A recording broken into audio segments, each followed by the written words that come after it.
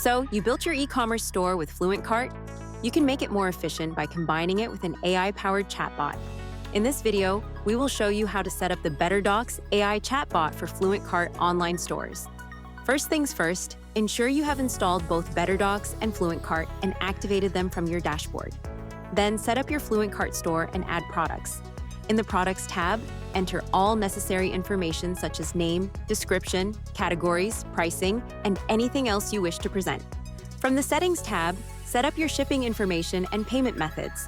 There are a bunch of different payment gateways you can connect FluentCart with, including Paystack, PayPal, and Razorpay.